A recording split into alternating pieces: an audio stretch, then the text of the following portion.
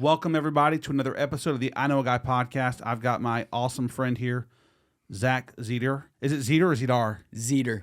Like a cedar tree with a Z. Like a Z. Okay, That's how I perfect. got to tell people. I'm going to give this podcast here, to me, maybe one of the most important videos, things that people can watch or listen to because of Zach's story that he's going to share today. And he, in part, is the reason I'm sitting here today through some wonderful work that we did some years ago. And he's been kind enough to come in here to share his story, which is extremely powerful. And like you, I'm going to hear it for the first time today. So, Zach, welcome. Thank you. I'm glad to be here. Who is Zach Zedar? Who is Zach Zedar? Zach Zedar is a guy who is lucky to be alive and blessed beyond comprehension. Definitely blessed beyond what I deserve. That's who he is. You're a college pastor too, right? Yes, I am. And very involved with the church. Yes, I am. But not always involved with the church, I'm assuming. Just an assumption. That would be correct. Can you talk about, so today you're going to open up and share your story that I know you've shared before, shared with others. Can you talk about what life was like, I guess, growing up, maybe for you? Yeah. So I guess, what we're going to dive into is my story, which involves some addiction, a lot of addiction, and a lot of hurdles, obstacles, things like that. And so I just wanted to kind of throw that out there because I think it's actually important when I'm describing my childhood because, excuse me, that people assume a lot of times I find that if you struggled with addiction of any type, that you probably had a brutal childhood of some sort, some horrible trauma that kind of set you off, and that is not the case for me as far as I can recall. So, I was born in D.C. I was born in Walter Reed Military Hospital. Really? Yeah. My dad's a retired Army veteran. He was in Vietnam, did 20 years in the Army, and was in the Pentagon when he retired. And now he does real estate. He's a real estate broker and agent. Oh, that's awesome. Yeah, over in Flagler County. So, but anyways, my mom worked in the government. My dad was retired Army, so we lived up in that area. And I grew up in Northern Virginia, Fairfax County, Fairfax City. And, man, I had a great childhood. I did. I had friends. I was lucky. I didn't get made fun of. I played sports. I played instruments. I was a bit of a class clown. It was hard for me to sit still for more than about 5 seconds without literally sweating. I couldn't do it. But I had a great childhood. I had a couple dogs. Our house backed up to the woods, and it was great. There's nothing particularly horrible. I didn't suffer abuse as a kid. None of that. My parents are both great. They're amazing. I love them both, and they love me, and that was my story. And then when I was 14, right after I graduated middle school, we moved to Florida, and we moved to Flagler Beach. So I went to Flagler Palm Coast High School, right in between St. Augustine and Daytona. It's a beautiful area up there. Oh, I love it. Beach, sunrises, sunsets, maybe over the intercoastal. Sun rises over the ocean, sets over the intercoastal. Yeah, and we have both there, so we're lucky to be able to, you can watch it rise over here, and then you can drive over to the intercoastal and watch it set. Mm-hmm. And I did that a lot.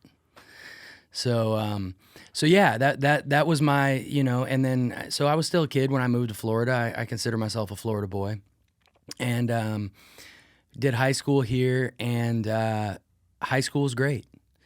My first, I was the president of my junior and senior class. I managed to somehow graduate and not fall below the required GPA there, but things started out.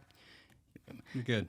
You want me to put mine on? Sure. Whenever you're ready, doesn't matter. Okay. I just wanted to make sure the sound was good. Yeah. You're good. You're good. Oh, you're great. Okay. You're great. Well, I'll put if you want me to put them on, I will. No, leave them off. You're good. Okay. So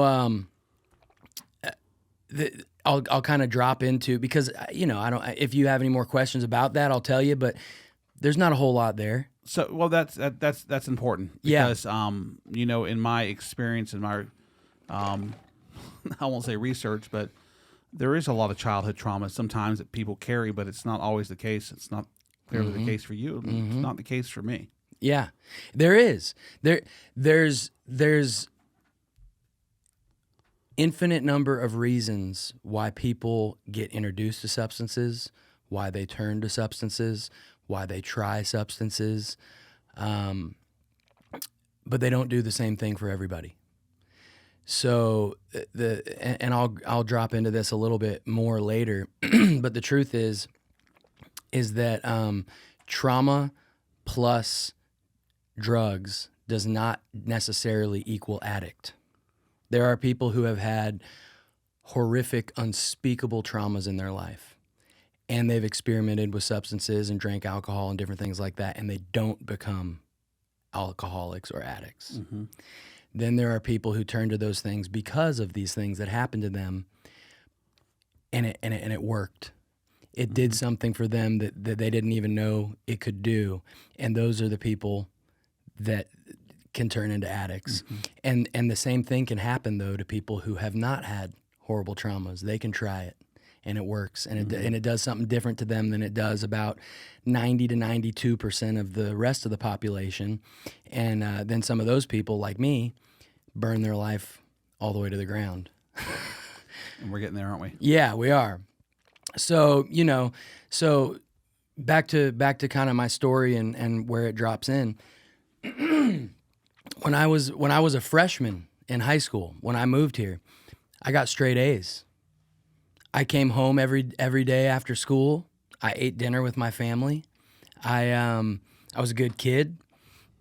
I played sports. I played baseball and football and weightlifting and all that, and absolutely loved it. I'd played baseball my whole life, and it was there was nothing wrong. So what I'm getting at here is this was not just a streak of teenage rebellion. This was not just I went through a phase where I was a bad kid, and because of that, I ended up, going down the wrong path, sort of a thing. That wasn't my experience. I was a good kid. Like I said, I was a class clown. I'd get in trouble in school a little bit, but my teachers also liked me because I was like a nice guy, but I just was goofy and I couldn't sit still, And, but in 10th grade, I went to a Halloween party, and my friend's parents were out of town. They were in Pennsylvania, and I went to this Halloween party. And that night, things got crazy. I drank liquor. I don't know if I can say. You say whatever you want. Yeah, I can say whatever I want. Whatever Okay. you want to say. I smoked some weed. I snorted a few different substances in the bathroom. I don't even know what they were. These older guys were, snort a little bit of this, snort a little bit of that. I hopped in a car and went for a ride and smoked some more. And I did probably 3 or 4 different substances that night and got hammered drunk. And I woke up the next day and I said, I want to do that every single day for the rest of my life. That was awesome. That's what I thought. Now some kids, they were thinking, that was cool. Maybe next weekend, maybe next month, maybe this summer, maybe I would do that again. Some kids were thinking, dude, I didn't like that at all. I smoked that weed. I got all paranoid. I didn't like how it made me feel. I'm not into that at all. I'm not interested in doing that tomorrow. I loved it. I absolutely loved it. And I wanted to do it every day. And so that's what I did. And it was just like that. I turned on a dime from being this good kid who went home every night after school and had dinner with his family and got straight A's and ate dinner and, played sports and did all that stuff to, I did continue to play sports, but I continued to get high on a regular basis. And so things actually went very quickly for me. I was in 10th grade, and I was being court ordered to go to meetings. I went to an IOP, an outpatient rehab program for like troubled youth. They would come into my room and they would find me hammered drunk in the morning on a school night.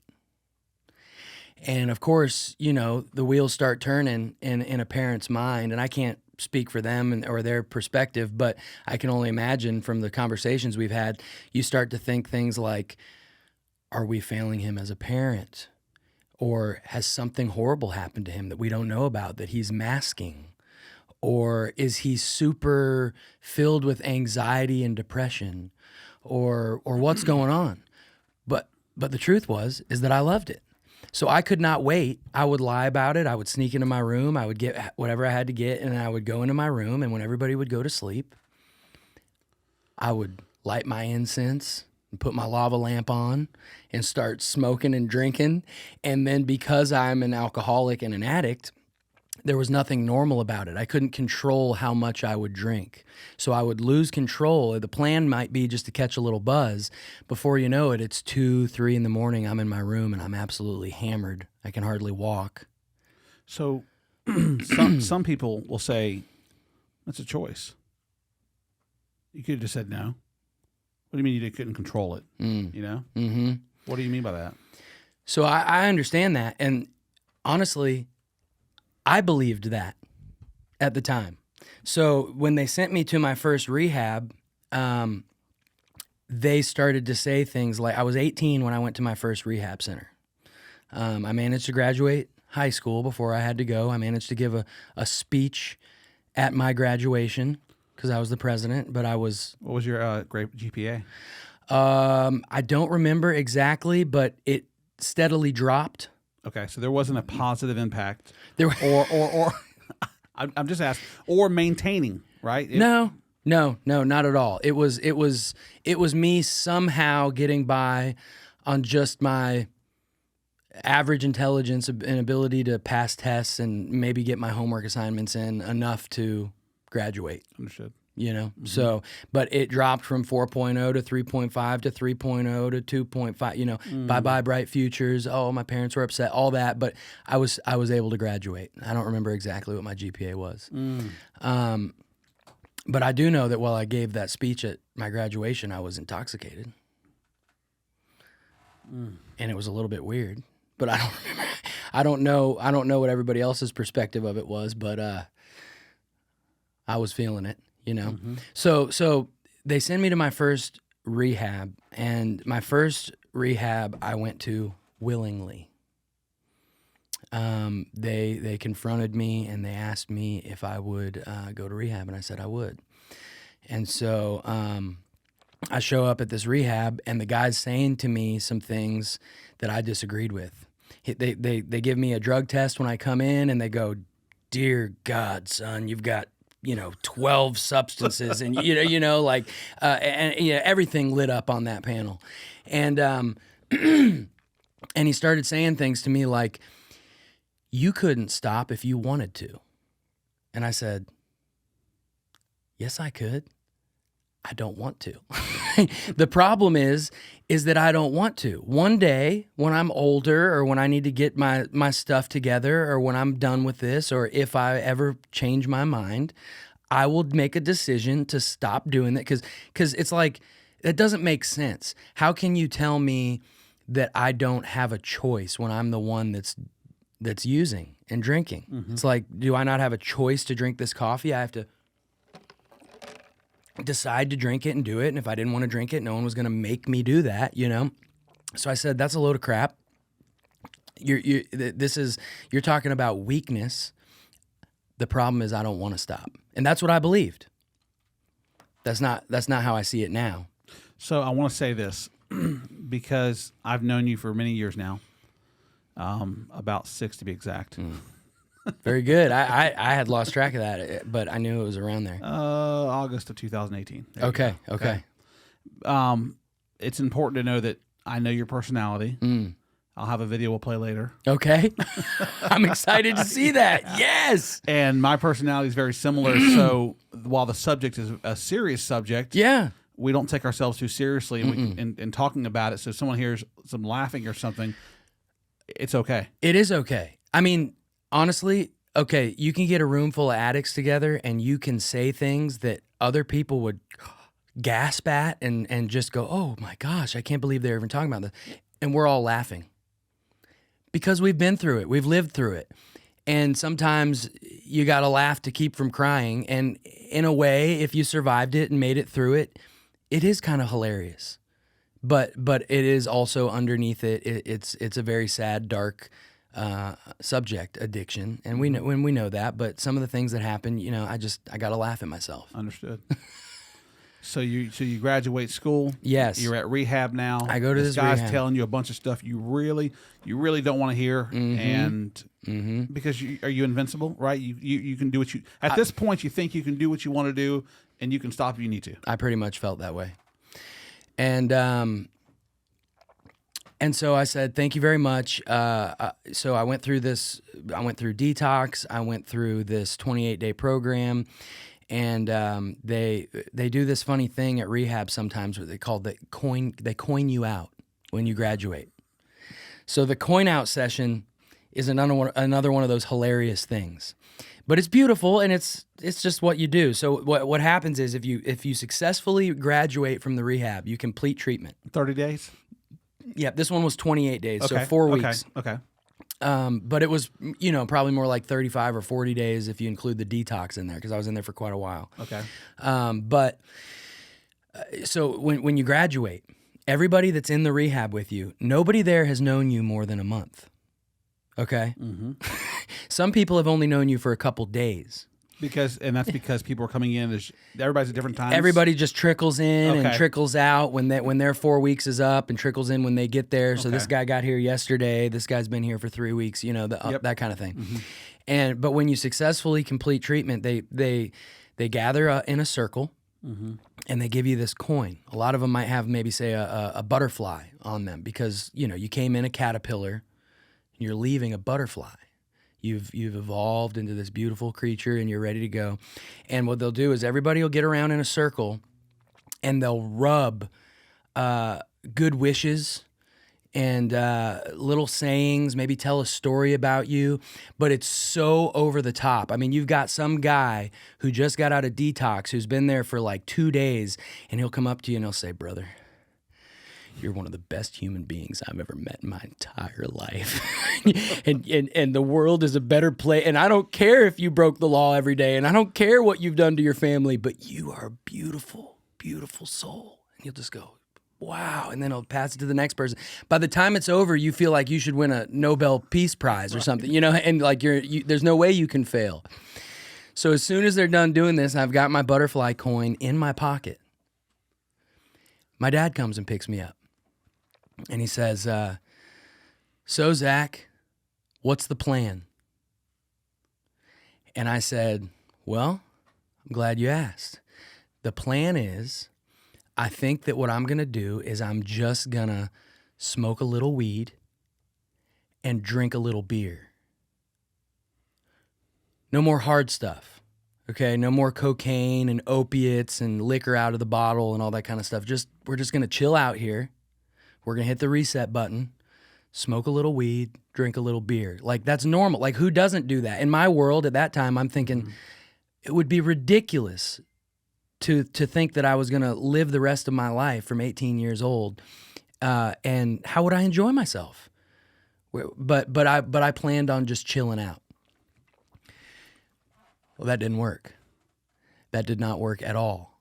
And a lot happened, and I don't know that we need to dive down into that, but I got entangled in lots of illegal activity, let's just say. Sure. Transporting large amounts of substances. I got in with a very bad group of people that did bad things on a large scale. And to me, it was exciting, made me feel powerful, made me feel cool, made me feel like my life was a movie. But I quickly got very out of control, and it was maybe a year later, I was being Marchman acted into my second rehab. And for those of you that, are not familiar with the Marchman Act, you can Marchman Act anybody. It doesn't have to be, like your kid or something like that. You could Marchman Act your uncle who's 30 years older than you, if you go through the proper process. But you're being court ordered to rehab. They gave me a choice: 6 months in jail or 6 months in rehab. So let me back up for 1 second. Yeah. You go to a Halloween party. You're introduced to a bunch of substances. Mm-hmm. 15, 16 years old. Okay. Mm-hmm. You then have issues the rest of your high school career. Mm-hmm. And you go to rehab. Mm-hmm. And then you come back out of rehab, and you said that things really got out of control. Just as out of control as it was in high school, or even more so out of control? Are we talking even harder substances? We're talking and during that time, you think you've actually made a real effort to try to quit, or it's still kind of like, I can control this? So it was progressive. Okay. So addiction is generally progressive, a chronic progressive illness, I'll say. And I want to describe here in a bit what that means and what that looks like, because I think that's maybe one of the most important things that people can hear that a lot of people have never heard in the general public. But it was continuously progressive. Okay. It never chilled out. It always got better. Or it always got worse, never better. Mm-hmm.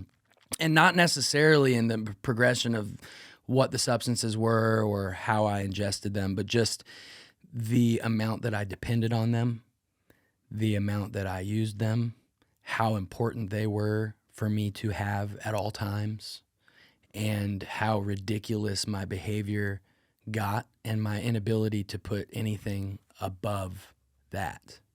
That just worked its way up until it was the most important thing in my life, whether I would have liked to admit that or not. Mm. How does that? So at this point in time, all right, we're just after the transporting goods or whatnot. Mm-hmm. What's your relationship like with your family, your parents, your friends? How is that? Strained, you could say, very, very strained. They were all very concerned about me.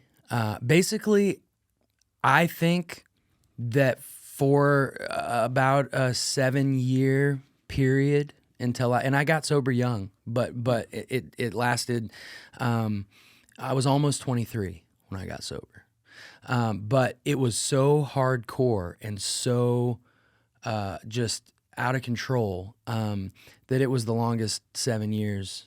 You know, by the time I was done, I felt like I was a 70-year-old street veteran. You know, I didn't feel like a young guy. I was beat down, but I think that I drove my family insane.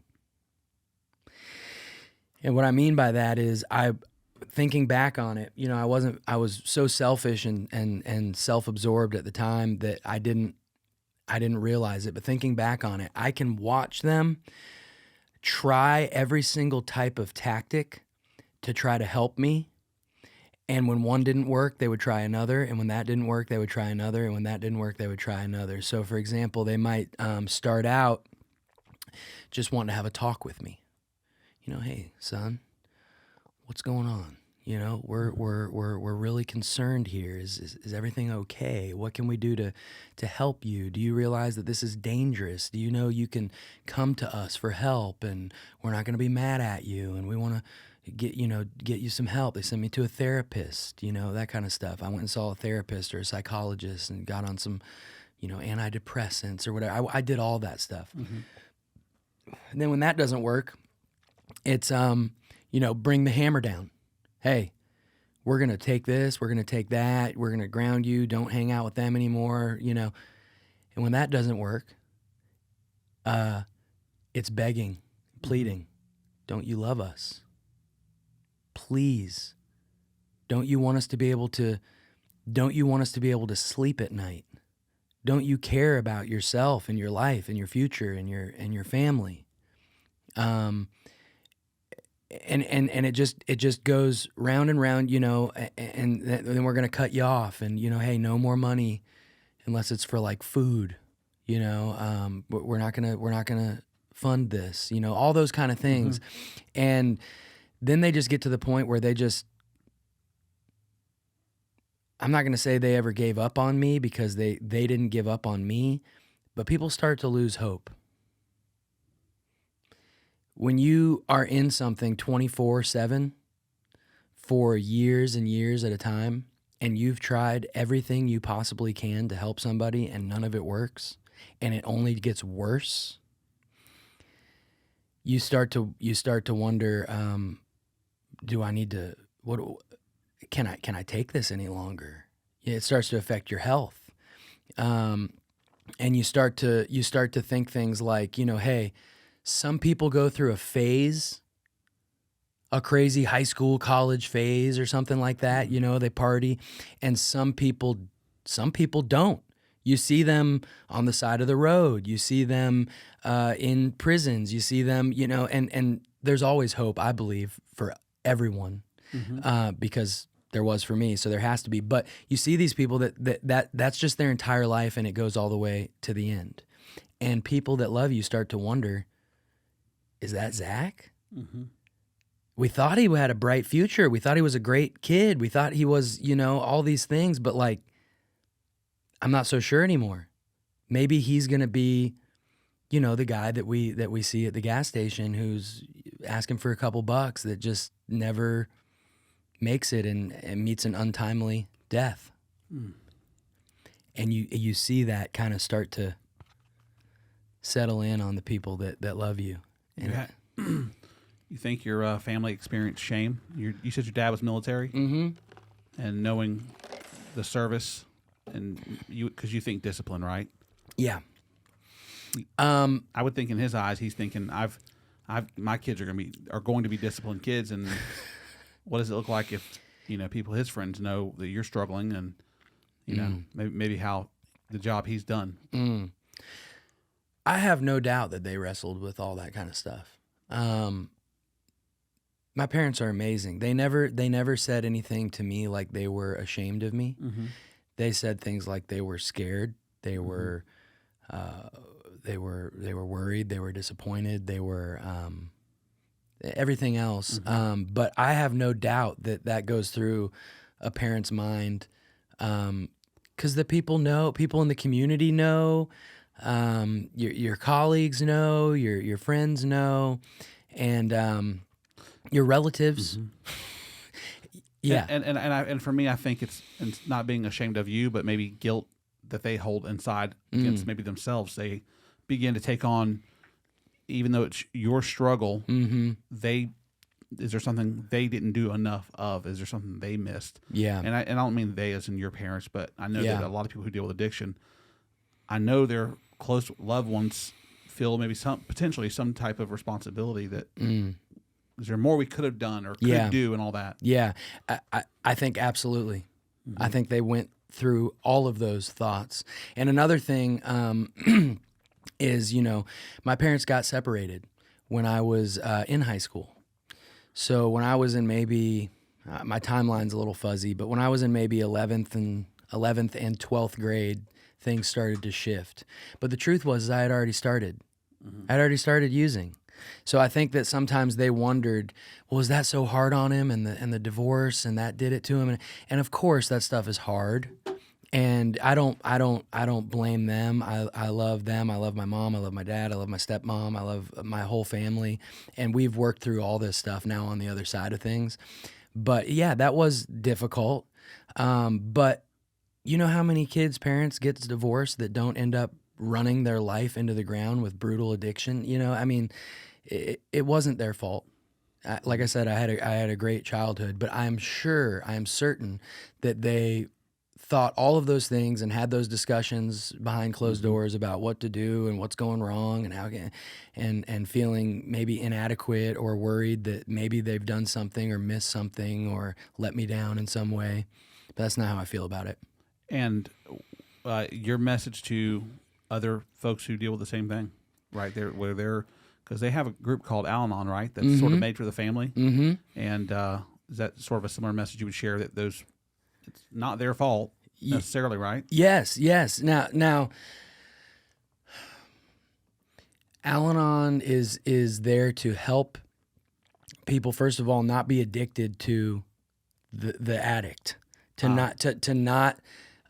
not be obsessed with enabling them, to not be obsessed with using them as a higher power, a drug of their own, but also to give them ways to cope and set boundaries and recover from their point of view and their hurts through suffering, through watching all this happen. And yes, not thinking it's their fault, all that kind of stuff, because, when you're dealing with addiction, so many other groups of troubled individuals become a part of that. For example, there's people who have dealt with sexual assault or long-term incarceration or homelessness or abuse or broken families. And then there's people that had a wonderful family that then burned their whole life down to the ground, who are now in the same boat, and all that kind of stuff goes on. But some people didn't have great families. But I would say that at a certain point, everybody has to cross into this. You make this decision either consciously or unconsciously, where maybe you were victimized at some point. Something happened to you, or somebody did something to you, or somebody treated you in a way that was not your fault. And then you have to decide, and if you don't decide, the decision will be made for you. Am I going to remain permanently a victim? Because I can't be 35 years old doing something every day and blaming something that happened to me 20 years ago for it. I understand. You know what I mean? Gotcha, of course. And now maybe it did affect me. Maybe it did send me down this dark path. Maybe I do need to get some help and some therapy and address these things and dive down into them and work through them and work on them. But it ultimately, it is not anybody's fault. And even if that is what started it, even if that was the example that was set, even if there seemed no other way from the beginning, even if things were so dark that you had nowhere else to turn, if you survive, you get to a point where you get to do something about it or not. The saddest thing to me is people that want help, and they have these little moments where they're willing to get help, and good help isn't given to them. And they aren't actually given the things that I was finally given, and shown the things that I was finally shown, that actually made it possible for me to watch this cycle be broken and to have a new life.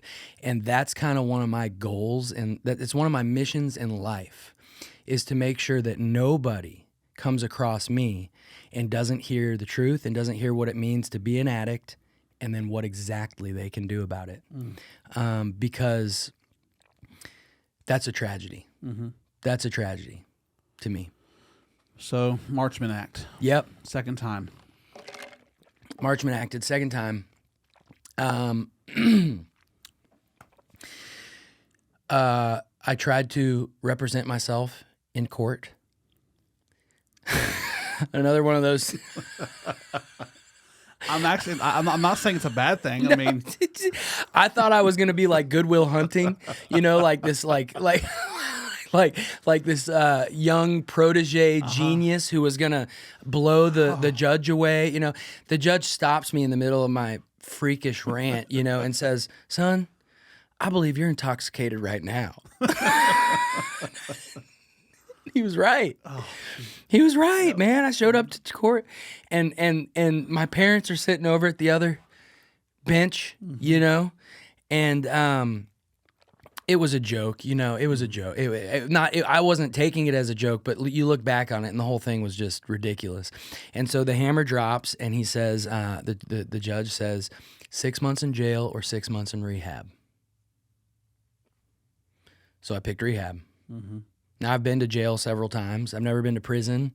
I did things every day that could have put me in prison for a long time, but I've never had to go to prison. But I've been to jail 6 or 7 times, just never for very long, And I picked rehab. And so they sent me to this court-ordered facility. It's a little different than the last place I went. Oh, okay. So it's not just everybody comes in. These are people who This is somewhere that you can't really leave. Oh, okay. I gotcha. Now, if you were hell bent on escaping, you could. It was Okay. like a low security jail farm. Gotcha. But it would be difficult to leave. You might have to jump a fence or break through some people. You know what I mean? And you could make it happen, though. But that's not out of the realm of possibilities, given the people that are coming into this facility who do need help. Yes. And may not be thinking clearly either. Mm-hmm. So this place, they had everybody was in one of a few different boats. Some people were Marshman acted like me. Some people were on probation, and their parole officers would come and see them there. This is kind of like a form of house arrest or something. And then they also had a prison release program, which is kind of weird for me since it was a rehab. Mm-hmm. I don't really understand. I don't remember all the details of it from then, but one of my roommates, it was like an old crack hotel that had been taken over and renovated, and in each one of the little rooms they'd put 3 bunk beds, so there'd be 6 guys, and you share the little bathroom and the little sink. If you've ever been in one of these things, you know what they look like. They're not luxurious by any means, but it was all good. And excuse me, they one of my roommates in there, I'll never forget this guy. He's jacked. He was just super huge, buff dude. He had just been in prison for 15 years. And now he had to live at this place for like maybe a year or 2. And then he would be on house arrest. And he was going to be on probation for a long time. And this was part of his like release back into freedom. So this is one of your roommates. One of my roommates. Dude just got out of prison for over a decade. Yes. Okay. Yeah. And I made I'll never forget. I made the mistake one time. We were cleaning. We were all cleaning. This is just a side little funny story, But we were all cleaning, and the room was crowded because there's 6 of us in there, and there's these 3 bunk beds, and you got to walk around, and everybody's running into each other. And I was trying to vacuum and do our chores, and I was on the top bunk, and he was on the bottom. And so to get to the other side and get around the other people that were in there, I rolled across his bed. And he put me up against the wall. And he said, "My bed is my home. And don't you ever touch it again without my permission." I was like, and I'm like 18, 19, you know what I'm saying? I mean, I had been through some stuff, but I was just like, okay. All right, man. Understood. I wasn't waging war. I didn't know that you felt that way about it. I'm my bad. You know what I mean? I won't do it again. You're ready to die for this. I'm not. I'm not even mad. No. Wow. Yeah. I bet the stories are endless. Oh, I can tell you how it ended though, because it's important to where I went next. Okay. So, I had been there probably about 5 months of the 6-month sentence, if you will. Mm-hmm. And I got intoxicated while I was there. Mm-hmm. You can make that happen, so obviously I wasn't. It was not a successful treatment and all that kind of stuff, but we got certain privileges once we'd been there for a certain amount of time and went into different phases. Mm-hmm. And so I was in the final phase, and they would give us as a treat, they would take us to like an outside meeting. They'd put us all on a bus, and they would drive us to a 12-step meeting off campus. And so it was like this little taste of freedom. And while they were there, everybody smoking cigarettes. I don't even think vapes were around yet, but all the addicts are all addicted to nicotine, you know what I mean? And so as a punishment, they would take that stuff away from us if we were bad. And they had taken that away. So we go to this outside meeting, and I smoked a cigarette. I had some nicotine. I drank a Coca-Cola, which had sugar and caffeine in it, which they didn't serve us there. There was no salt, no sugar, no caffeine. It was all just this really strict kind of diet. And then we get on the bus, and they're playing some funky music, like some jams, you know what I mean?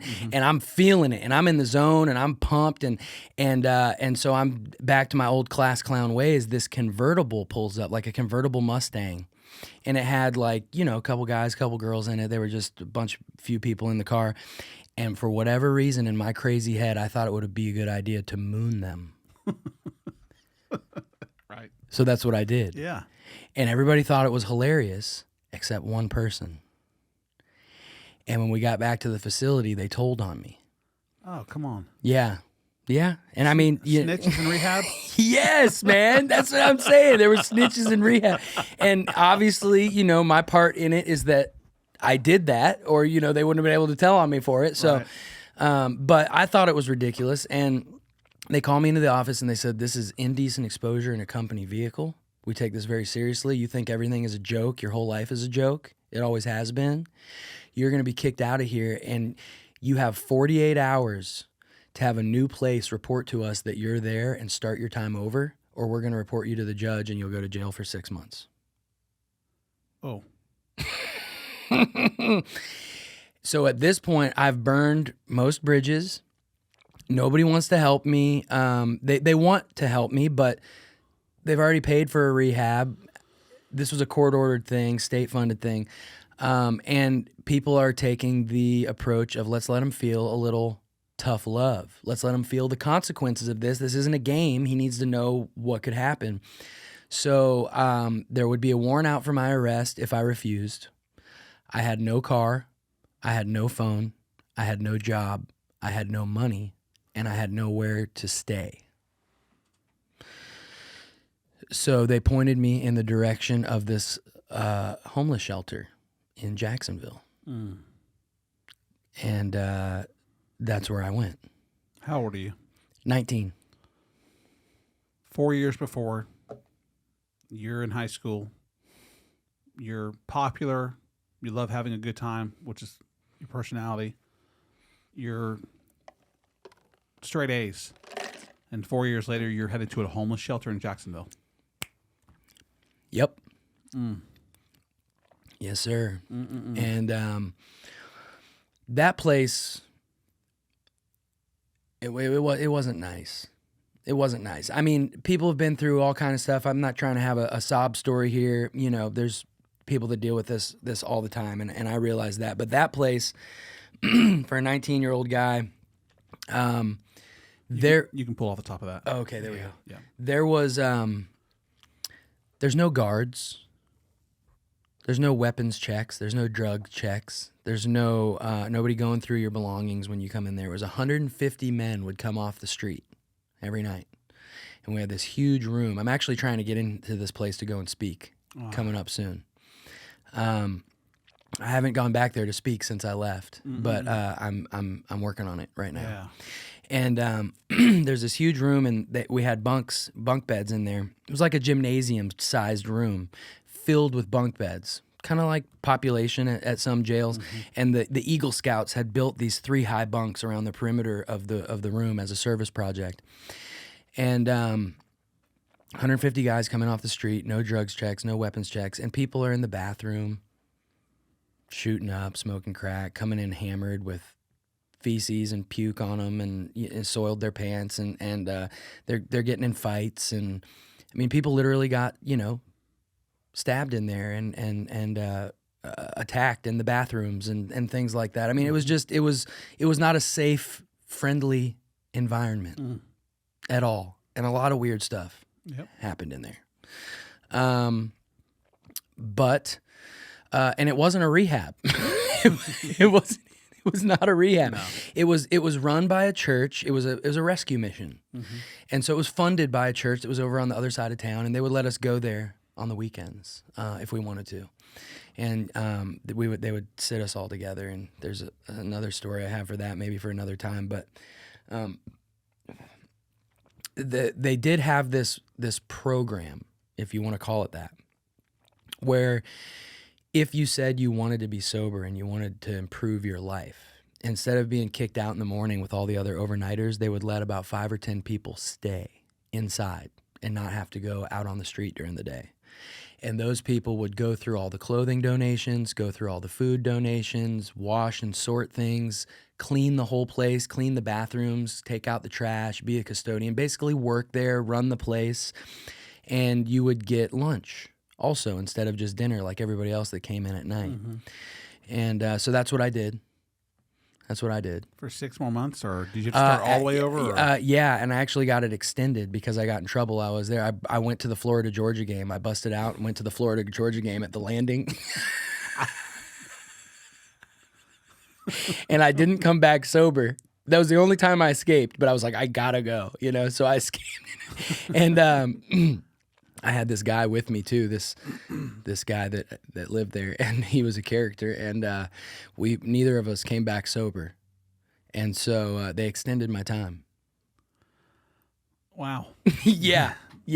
So up to this point, are you trying at all? I mean, is there any part of you that's going, I've got a problem, I've got to fix this, and you just struggled to fix it? Or it was kind of like, I just need to get out of these legal woes and just kind of get myself where I can just go to work and do what I want to do or something? So that's a great question that gets me back to back on track.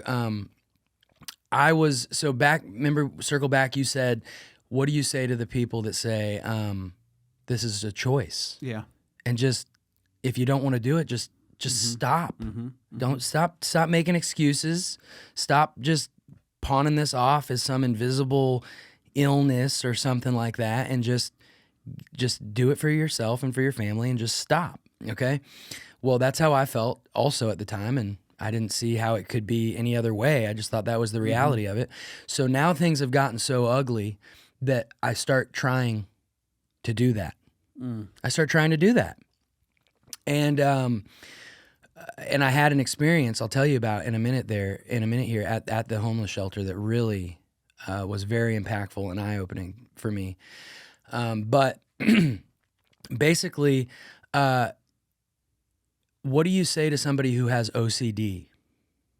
Like crippling, debilitating, like there's TV shows, like reality shows about this, where somebody will take like an hour and a half to leave their house, and they flip the light switch on and off 100 times and check things and, do certain movements and taps, and they can't.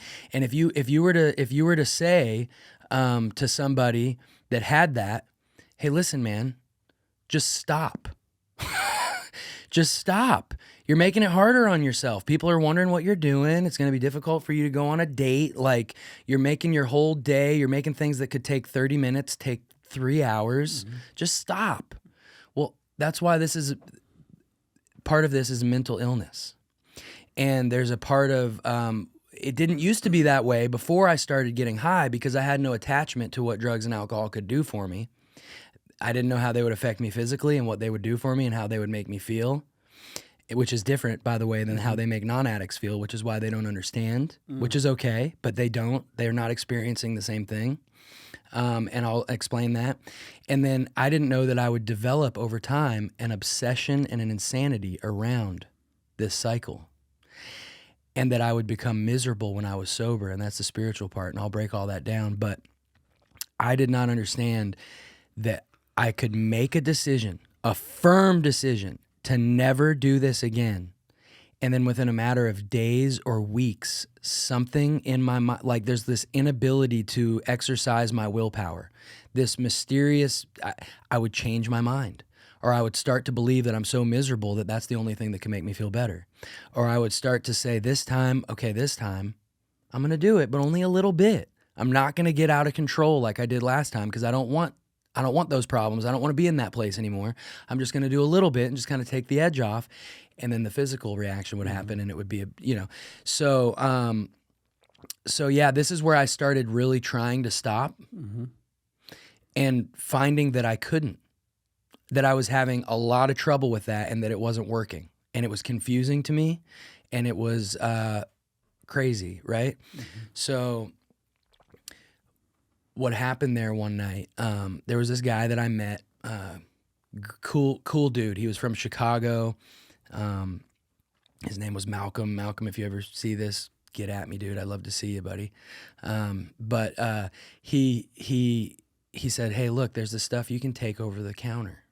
Some medicine that you can get at the store that can make you kind of trip out. And I was like, well, that sounds like a good time. You know what I mean? He's talking your language, right? Yeah, you're talking my language. So where can we get this stuff? He's like, you can get it at a little place called Publix, you know, or wherever. I mean, I'm not throwing any names out there. I understand. Just Yeah, any yeah. store, any drugstore, any grocery store, anything. Okay, sorry about that. Oh, I don't care. Okay. Publix might be a sponsor one day. Yeah, there you go. You could get this stuff at any store. And I'm like, really? Okay, that's not a discreet location. We're just going to the store. Let's go. And so he goes, all right, here's the thing. You want to take about a half a box of these. I won't mention what they were called because I don't want anybody doing it. Yep. But I said, half a box? Brother, I'm a tank. You don't understand. Whatever you think the normal is, I'm a mutant. I'm an animal. I'm a freak. I require probably 4 times the ordinary dose. And he goes, have you ever done this before? I said, no. But that's just how I am. You know what I mean? He goes, all right, man, I don't know if that's a good idea because I'm talking about taking way more than you're supposed to already to have this effect. So he takes a half a box. I took 2 whole boxes of these things. 2 entire boxes of these things. And my body had a unique reaction. So he starts feeling this about 30, 45 minutes later, and he's coming up to me, hey, man, are you feeling it? I said, no, I'm not. And I told you. And I took 4 times as much. I should have taken more. And he's like, whatever, man. And so I go to sleep, and I guess my body was like having some sort of delayed response to this thing. Because what happened is I woke up in the middle of the night, and I thought I was in a demonic rainforest filled with frogs.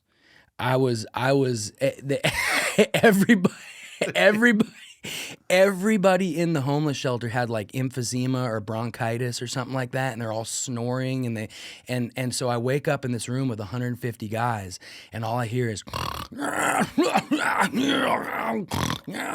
I'm just like, oh, and I see the little exit sign all the way across the room, and I forgot I was laying on the top bunk, and I rolled off and smacked the pavement, and I started army crawling. Because I couldn't move my leg, I couldn't stand up. So I started army crawling. And is it sorry to tell the story? You keep on going. Okay, so I start army crawling, and obviously I'm in a different realm here. And there was this guy. He had a mustache, 7 times bigger than my mustache. Okay, he looked like Yosemite Sam. He looked like a cartoon character, and especially to me in this moment. Yep. And I'm crawling across the floor trying to make it to the bathroom, this nasty floor. And I'll never forget, he just looks up at me and he opens one eye and his big mustache and he says, "You all right, son?" And I said, "No." And I just kept crawling, you know what I mean? And I make it into the bathroom, and this is where the funny story, it has a dark side. I start projectile vomiting. I was terrified. The floor looked like it was table height. So I'm walking with my legs, picking my legs up really high like this, and I walk out to the front desk to tell this guy who's not an employee, he's just a fellow homeless guy like me that's up at the desk that night. And I go up to him and I say, "Don't do it now, but if I give you the signal, call the ambulance." And he's like, "What's the signal?" You know what I mean? I'm covered in puke. I'm walking like a crab. And I just turn around and go back into the thing. He never called the ambulance. I go back into the bathroom and just empty myself out. And I was laying down on the floor, and I was absolutely convinced that I was going to die. And I had this thought, I can't die, which sounds great. You know, that doesn't mean it's going to work out like that. But I thought, I can't die. And the reason is because I had kind of a life flash before your eyes kind of a moment. I mean, this was the end. I've overdosed a bunch of different times and had my life saved at the hospital, but this was terrifying. You know, I was in another realm, and I'm laying on one of the nastiest floors in North America, wearing nothing, covered in puke in the bathroom. And I thought, this is the legacy that I'm going to leave to my mom. Mm. Oh, my son was a great boy. He passed away, covered in puke from an overdose at a homeless shelter on the bathroom floor. And I started praying. I hadn't prayed in a long time. Mm-hmm. I started praying and I said, God, please help me survive this, and I will never get high again. And I meant it. Well, he kept up his end of the bargain, but I did not keep up mine. Mm. I had another about 2.5 years in me. And that's when I really started to realize that no matter how hard I would try, because I tried after that. Mm-hmm. Oh my gosh.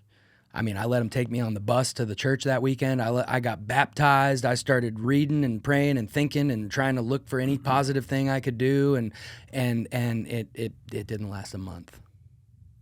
And it is bewildering. It is confusing. It is weird. But I didn't last a month.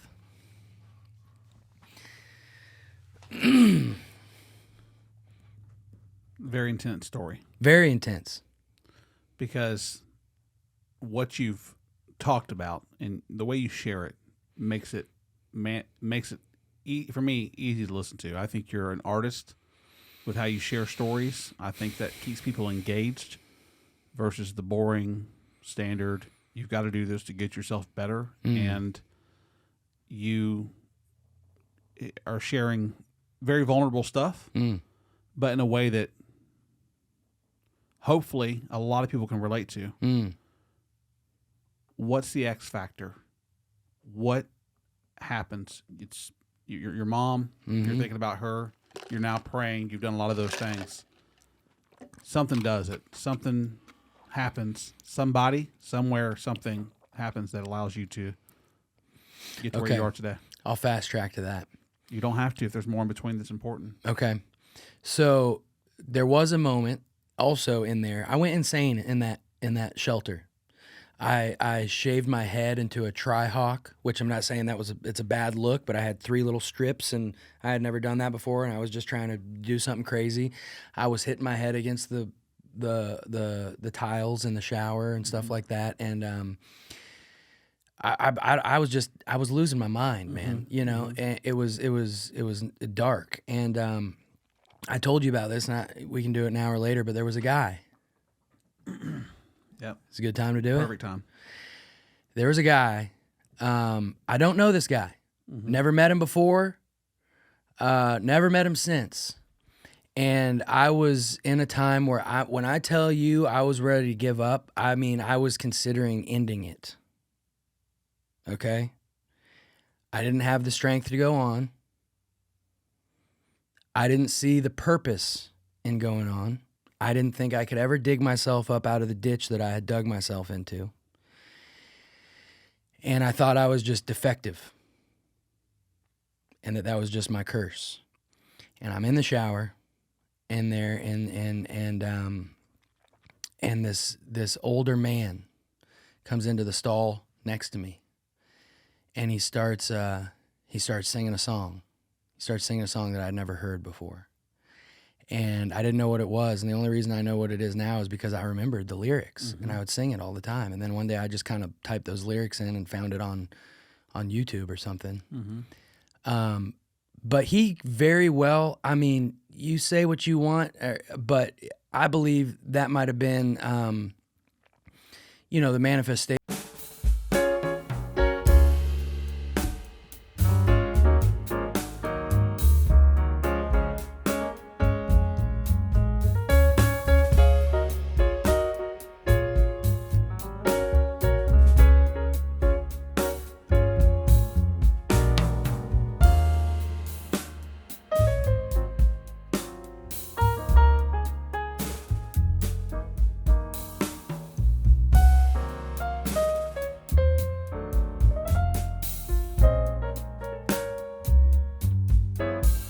It says, I just can't give up now. Nobody told me that the world would be easy, but I don't believe he brought me this far to leave me. And he might have saved my life with that. He might have saved my life with that. And he sang it. Dude, I wish I had it recorded. It was soulful. It was beautiful. I felt it. I didn't just hear it. I felt it. Mm-hmm. And it gave me a little glimmer of hope. I went on, like I said, 2.5 more years down this road, but it gave me a glimmer of hope. So that was worth mentioning. So I get out of there and I moved to Tampa, which is where my ex-girlfriend had lived. And I decided to make a beginning. I got a job at a golf course, a very nice golf course over there in Tampa. And during this period of my life, I joined the firefighter academy, and I was gonna, all right, look, I'd taken a couple semesters at Daytona State and some things, but I didn't go out of high school into college and, just do that whole path. So I'm like, I gotta start doing some stuff here. So let me try to do this. And I get a job at a golf course, and again, I get this idea, something just isn't right. I'm hanging on to sobriety, but it feels like I'm hanging onto a rope that's slipping out of my hands. I don't know how to describe it. It's like, what's wrong? What? Well, I made a decision to go with some friends after work to shoot a couple games of pool and split a pitcher and have a sandwich. That was it. It was like a Tuesday afternoon. We'd get off early because we went in so early. It wasn't going to get crazy. Well, they left, and I stayed until I got kicked out of the bar. And I was off to the races again, and it was quickly very out of control. And so I go and tell I burn everything down there because I'm fast tracking here because it's just not important. Understand, yeah. But there comes a point where again I sold everything that I owned, everything that I owned. My dad came to see me for lunch. That's all he thought he was doing.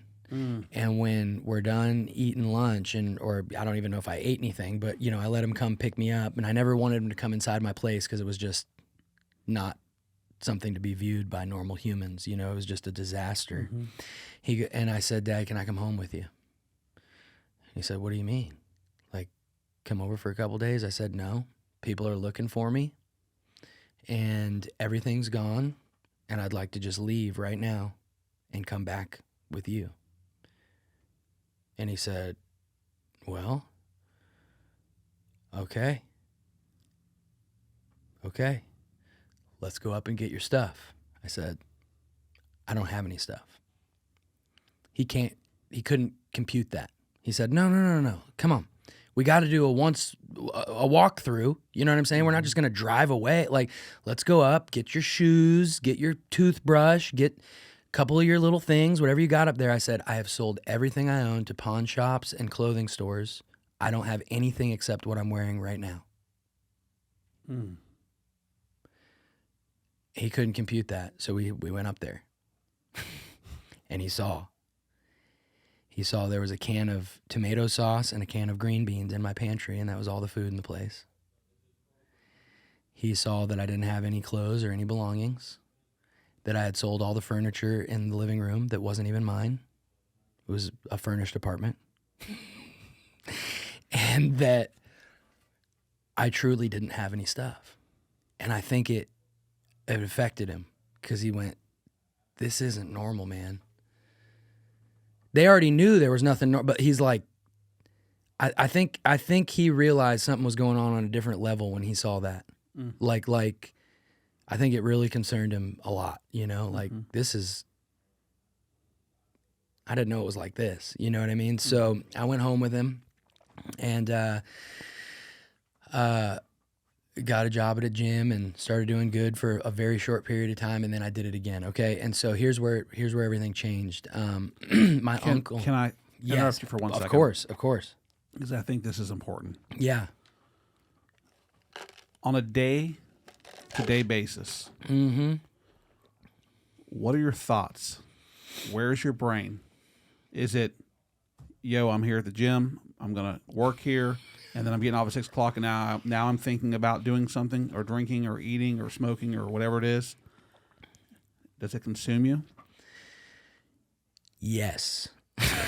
Yeah, absolutely. Whether I'm aware of it or not, whether I'm thinking about it like that or not, it was at the forefront. It ran my life. I didn't even run it anymore. I had become a slave to this. My addiction decided who I avoided, who I hung out with, where I went, how much money I spent, what lies I told, my entire schedule. I felt hopeless to even face the day without it. So if I didn't have it, it became paramount to everything else, was getting more. Mm-hmm. And they ended up having to let me go at that gym because I went out into the shed and did 5 different substances in the middle of the day and came back in. And the guy called me into his office and he goes, Zach, listen, man, we love you, buddy. You're a great guy, but you are high out of your mind. And I said, no, I'm not. And he said, yes, you are. He said, I was in a fraternity in college and I used to do some crazy parties, and I have never in my life at my craziest party been more intoxicated than you are right now at 3 p.m. at work. I don't even know what you're on, but you are whacked out of your mind, brother. And I said, okay, you caught me, you know? and he's like, listen, we care about you. We're going to save your spot. You get some help. You need help. Not just like today, but like we've been noticing that you're way off. You need help. Please get help. If you ever want to come back here and you ever want to work here again or whatever, we'll hire you back on. Just do what you got to do. I waited 2 weeks. I wanted another paycheck. So I called him and said I was ready to come in tomorrow. And he's like, he was thinking it would be a lot longer than that. And if ever, you know, he's like, you want to come in tomorrow? I said, yep, I'm ready. He sounded a little concerned, but he said, okay. Okay, come on in tomorrow. Here's what time. So I get up. I'm so nervous. I'm going to go to work, and I figure, okay, I can't mess this up, but I can't do this sober. I'm going to just do a little bit. Just a tiny little bit, tiny little bit, just to take the edge off and calm my nerves. Well, that turned into a 2-hour binge. Now I'm like an hour and a half late. And I said, but I'm a good employee. I'm going in. I was like still in my warped mind, dedicated to showing up, even though I'm an hour and a half late and I'm high. And so I come in and I'm as bad as the day that he let me go the first time. And he said, dude, we can't do this. I'm sorry. Fired me. And I don't blame him. I got to go and make amends to that guy and give him a hug, and he's told me I could come into the gym for free for the rest of my life, and that he was so happy for me, and we cried, and it was crazy. You know, that's what we were dealing with. And so at the end of this thing, I became convinced, because let me tell you, it is a serious struggle to have to come up with hundreds and hundreds of dollars every single day. And alcoholism and drug addiction are the same thing. They're just substances that all get you intoxicated in different ways. Okay? When alcohol was illegal in this country, they sold it off of pallets out of the back of trucks with Tommy guns like kilos of cocaine. It was the birth of organized crime in America, and they were drug dealers. And they were selling alcohol. The major difference between alcohol and the other drugs is that it's legal and cheap. You don't buy it from some guy with a gun at a dope house. You buy it from the store. For $20, you can get a big cheap bottle of vodka. $20 won't even get you started on some of this other stuff. Other than that, it's the same. What it does to you internally, physically, mentally, the torturous hells that you endure and what it can do to your life and your family. Because let's be real. Meth is very different than heroin, is very different than Xanax, is very different than Oxycontin, is very different than cocaine, is very different than alcohol, is very different than acid. Is there all these substances, uppers, downers, benzos, they all get you intoxicated in different ways. There's substances that get Ozzy Osbourne used to shoot alcohol into his veins. Wow. I did not know that. And you can drink liquid hydrocodone, painkillers. So if you can basically drink synthetic heroin and you can shoot up alcohol. Same thing. Same thing.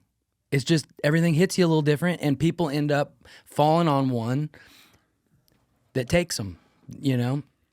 And so in order to fund an illegal drug habit, the alcohol user is very, very similar to somebody with insurance and prescriptions to substances that can also be sold illegally on the street.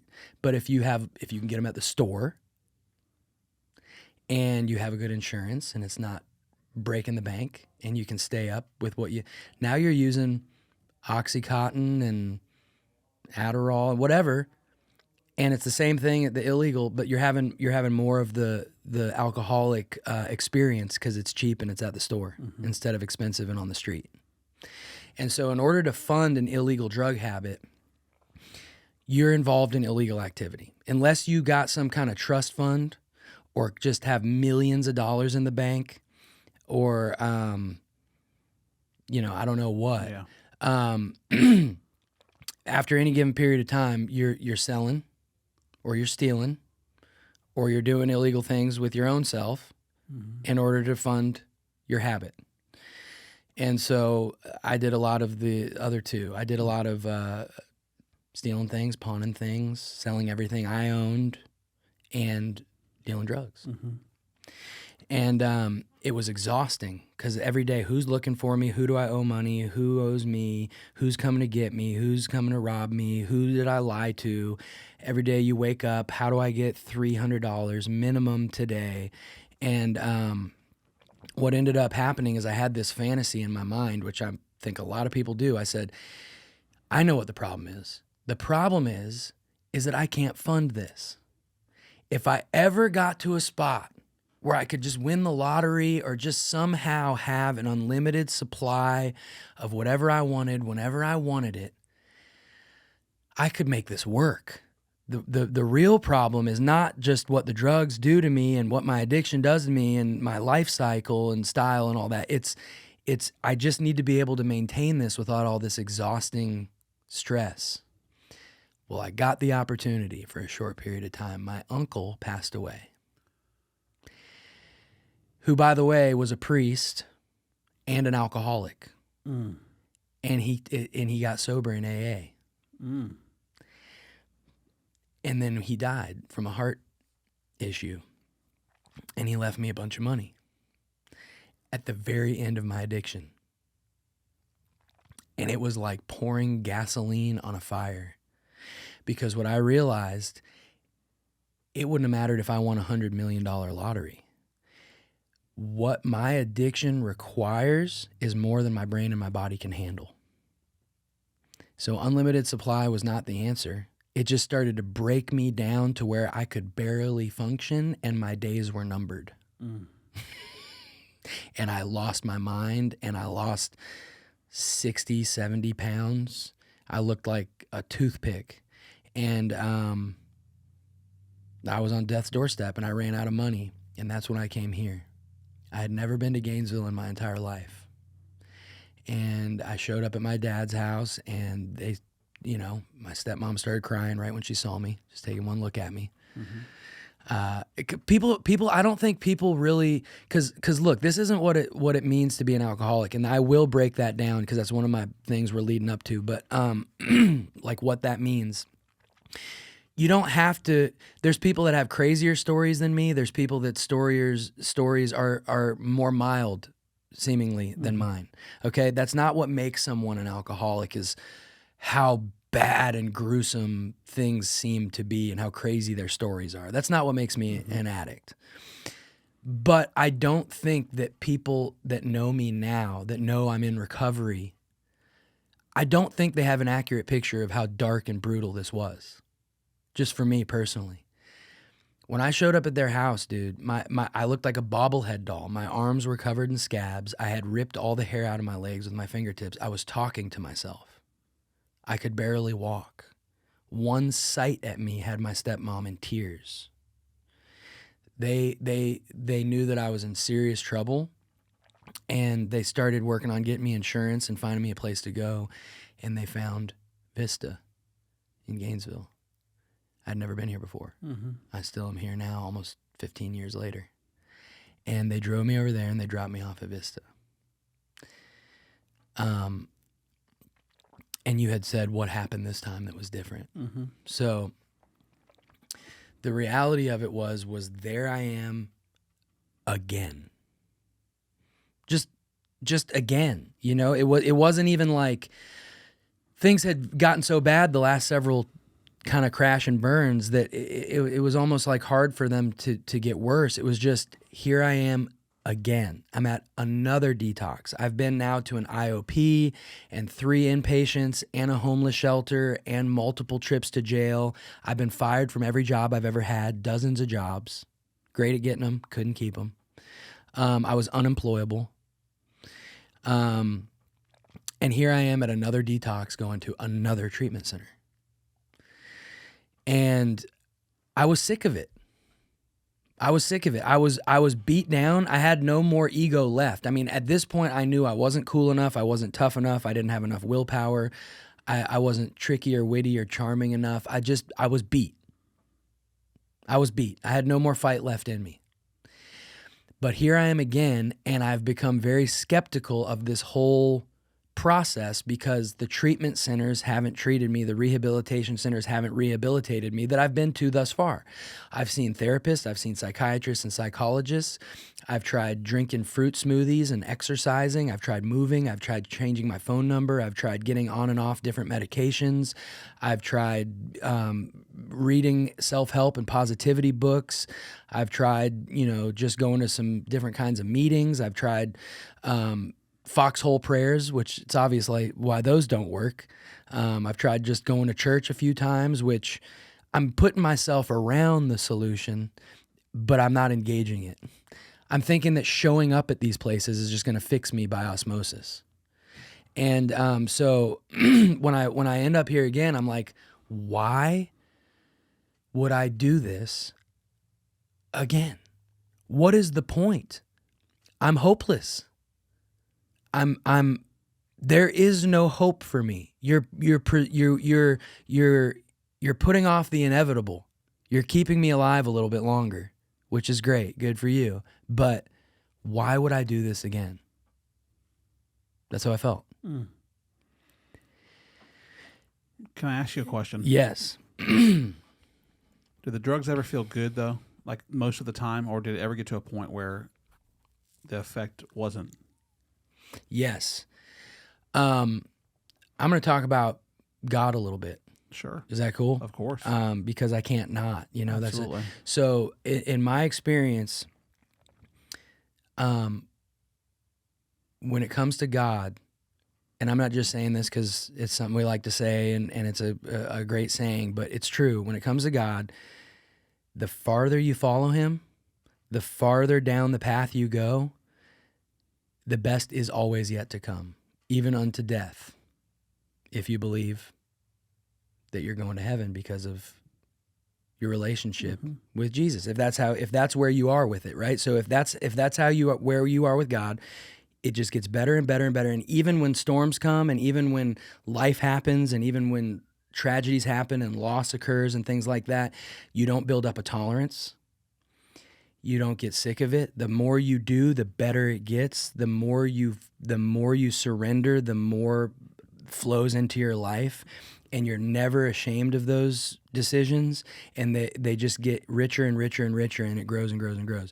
Well, with the other side, selfishness, the evil one, the world, whatever you want to call it, drugs and alcohol are certainly a part of that. They put their best foot forward. And the farther you follow them, the worse it gets. The best is presented up front. Your best high, your most fun, your craziest memories are always in the early days. And the farther you follow them, the more drugs it's required to attempt to get the same high. You do build up a tolerance. The farther you go chasing these crazy parties and this high and this side of things, the darker things get, the more alone you are, the more bridges you burn. And so did I love it? Absolutely. I said when I first did it, I wanted to wake up and do it every single day for the rest of my life. It was the best thing I'd ever experienced that I didn't even know existed. I wasn't an addict before that. I'd never done it. I was jumping off bridges and making jackass videos and filming BMX bike jumps and, loving life. Well, when I did that, I loved it. And I thought, all you got to do is go like this and like this and like this, and you can feel like this. This isn't dirty or weird like I used to perceive this. This is just awesome. Mm-hmm. You just do a little something and you feel like $1 million, and why wouldn't we just keep this going?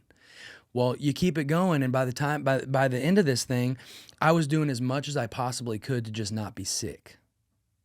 I couldn't even hardly get high. I had to do 5-6 times the amount that I used to do, and I would catch a little buzz for a few minutes at the beginning, and it was gone.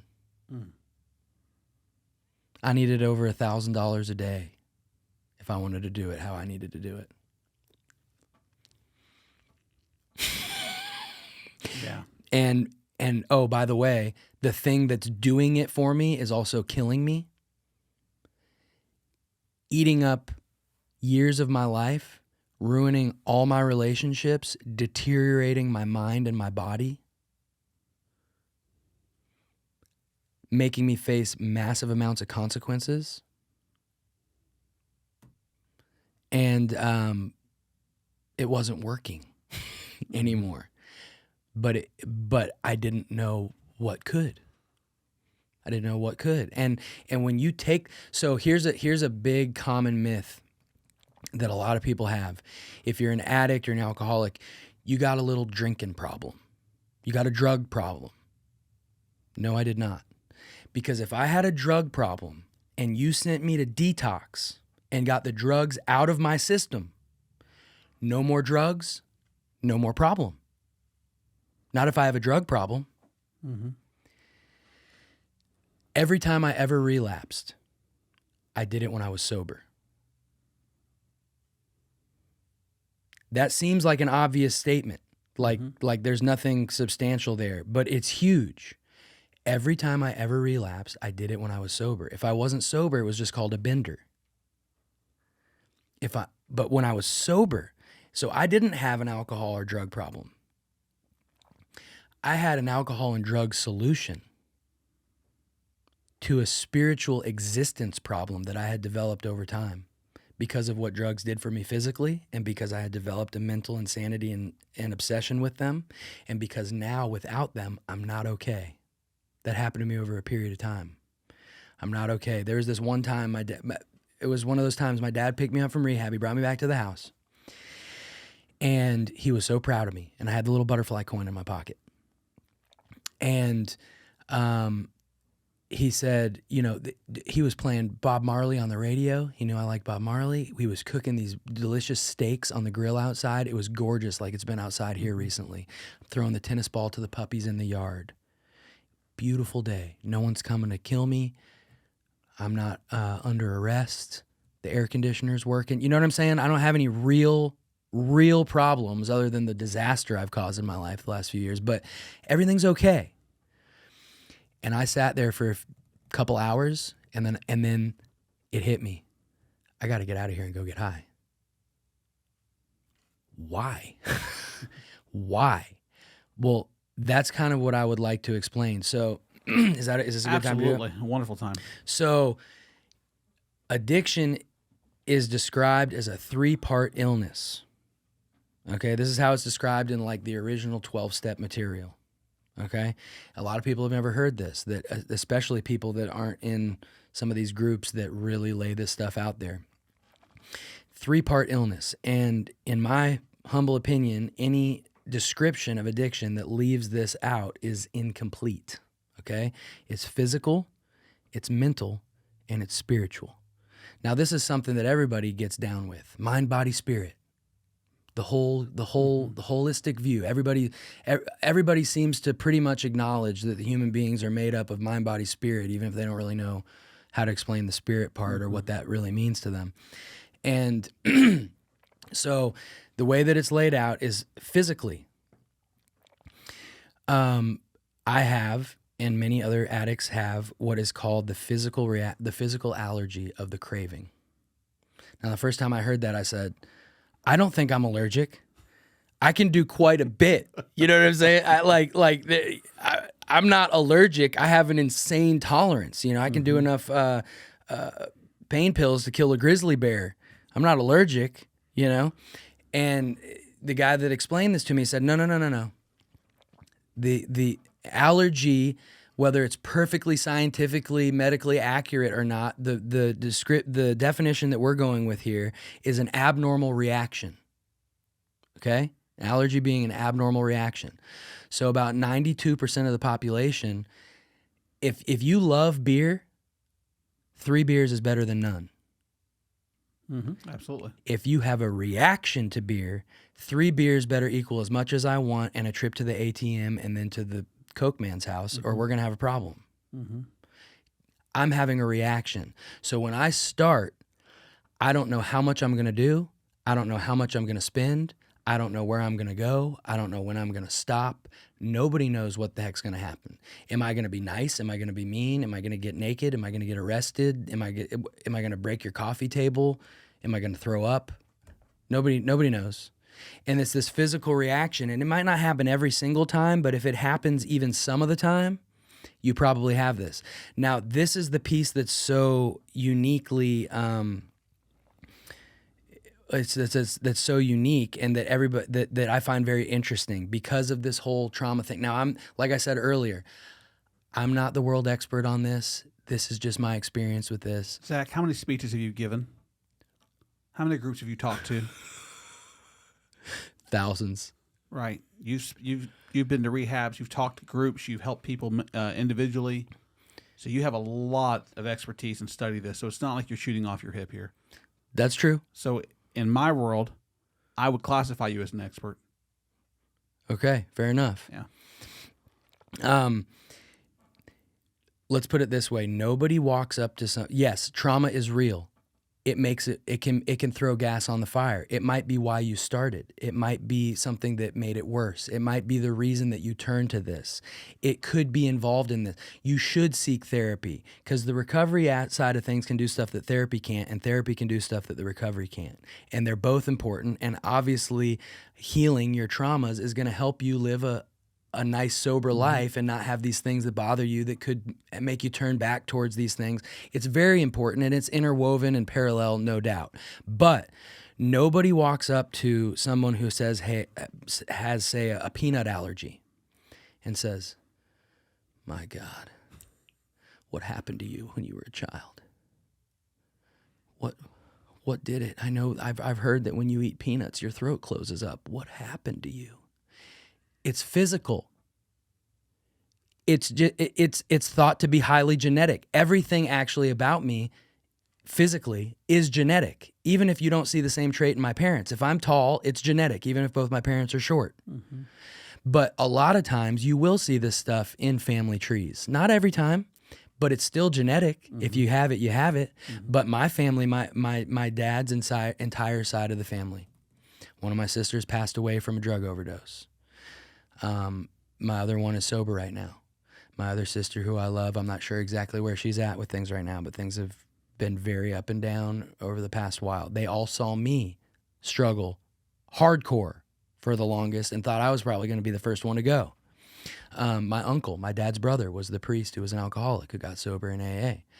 My dad's mom, my dad's dad, all the brothers, untimely deaths, crazy stories, brutal, vicious alcoholics from Ireland and Sylvania that immigrated over here.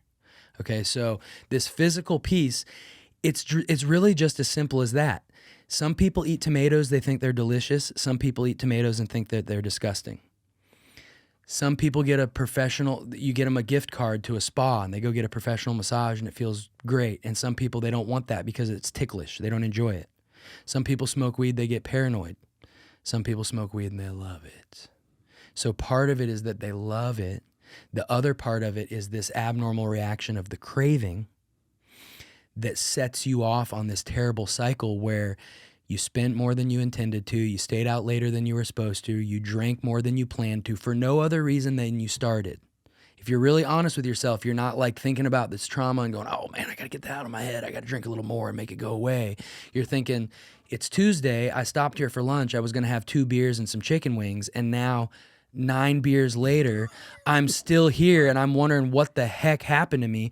Well, that's only happening to about 8 to 10% tops of people that drink. It's not happening to the other people. They're not experiencing it at all, even if they enjoy it, even if it makes them feel good, even if they get maybe drunk a couple times a year. They're not experiencing that, right? So that's the first piece. Now, the data shows that nothing will permanently remove that.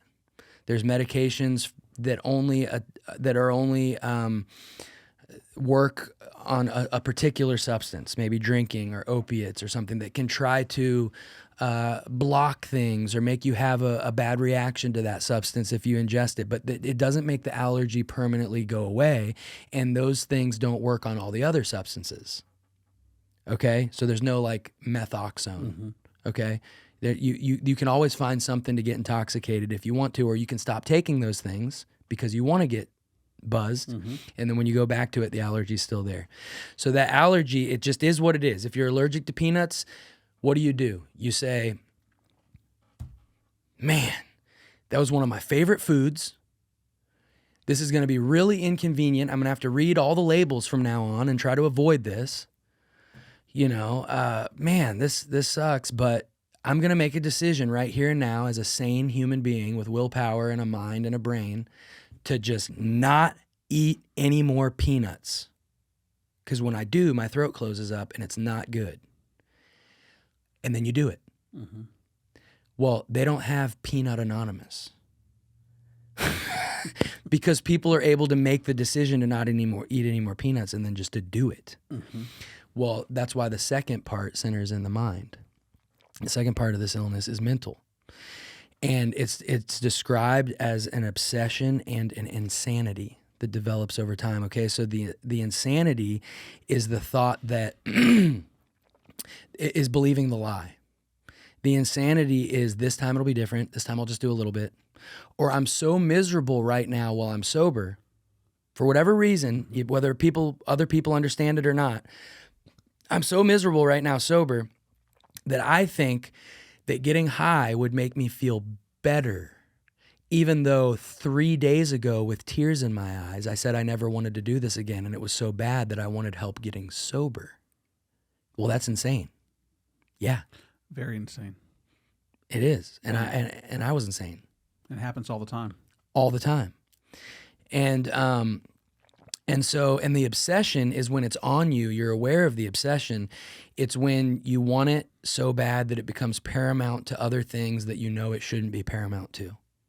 Mom, I know it's your birthday and you invited me to go out to dinner and I do love you. And if you told me that I love drugs more than you, I would get upset, but I'm out of stuff and the guy in Jacksonville just called me. So instead of coming to your dinner, I'm actually going to pick that over you.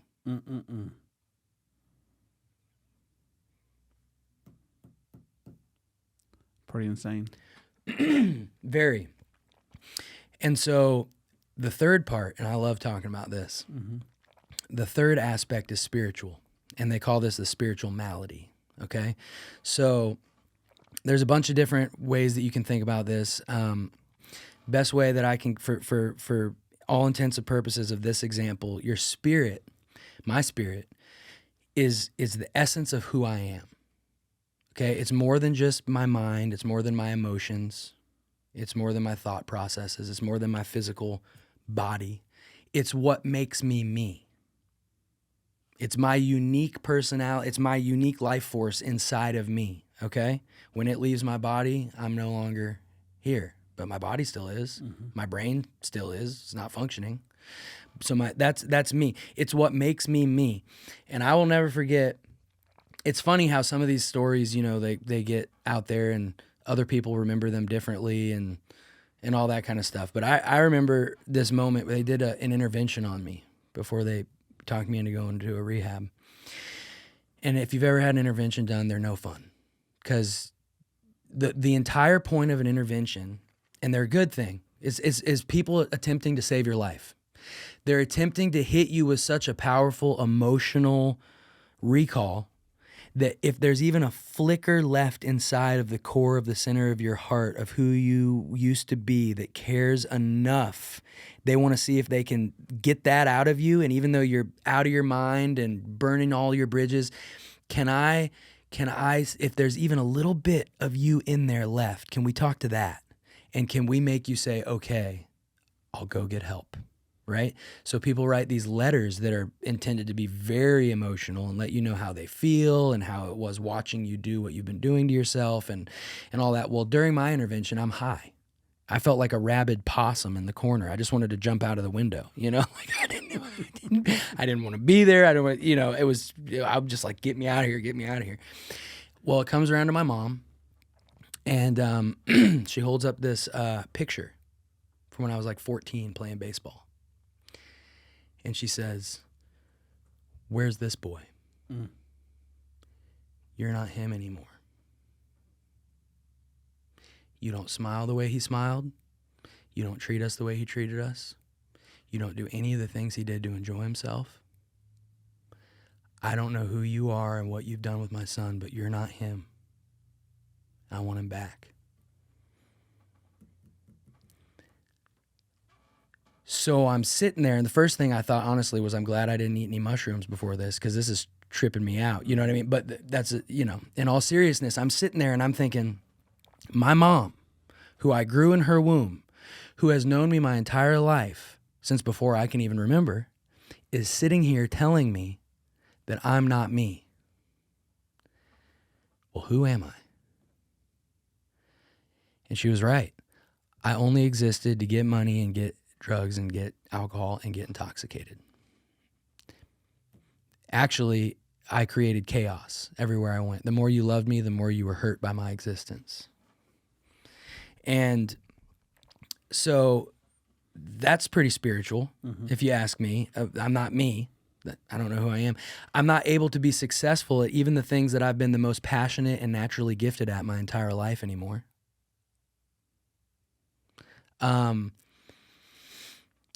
Here's another one.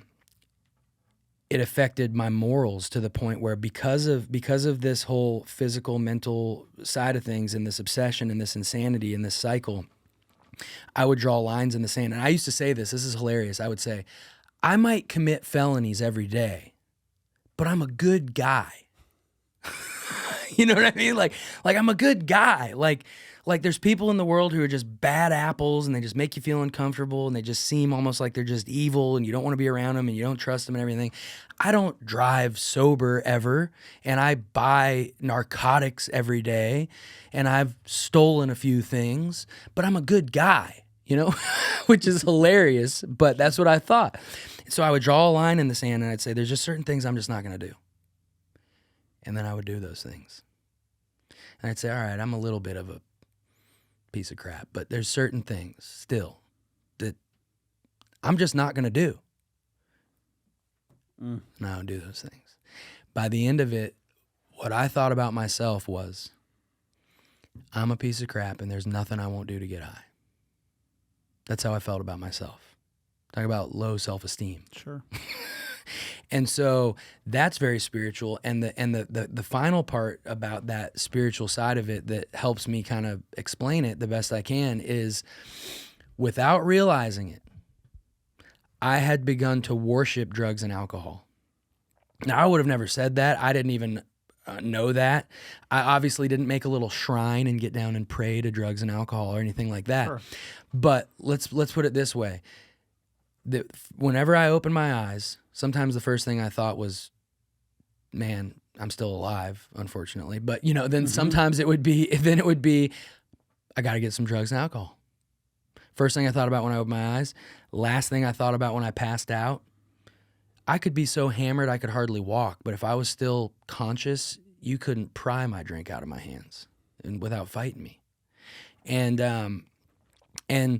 with it, man, I could negotiate with Pablo Escobar. I felt like King Kong. Without it, I was helpless and desperate.